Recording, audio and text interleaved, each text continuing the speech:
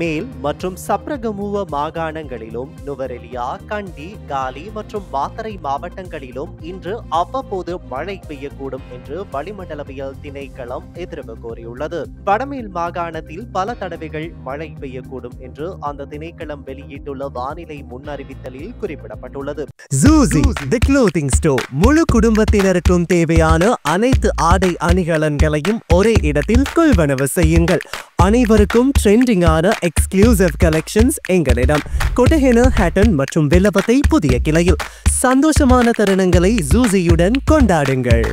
ஊவா மாகாணத்திலும் அம்பாறை மற்றும் மட்டக்களப்பு மாவட்டங்களிலும் சில இடங்களில் மாலை அல்லது இரவில் மழையோ அல்லது இடியுடன் கூடிய மழையோ பெய்யக்கூடும். மத்திய மலைநாட்டின் மேற்கு சரிவு பகுதிகள், வடக்கு, வடமத்திய, வடமேல் மாகாணங்கள் மற்றும் திருகோணமலை, ஹம்பாந்தோட்டை மாவட்டங்களிலும் அவ்வப்போது மணித்தியாலத்திற்கு 30 முதல் 40 கிலோமீட்டர் வேகத்தில் ஓரளவு பலத்த காற்று வீசக்கூடும். இடியுடன் கூடிய மழை பெய்யும் போது தற்காலிகமாக ஏற்படும் பலத்த காற்று மற்றும் மின்னல் தாக்கங்களினால் ஏற்படக்கூடிய அபாயங்களை குறைப்பதற்கு தேவையான நடவடிக்கைகளை எடுக்குமாறு வளிமண்டலவியல் திணைக்களம் பொதுமக்களை அறிவுறுத்தியுள்ளது.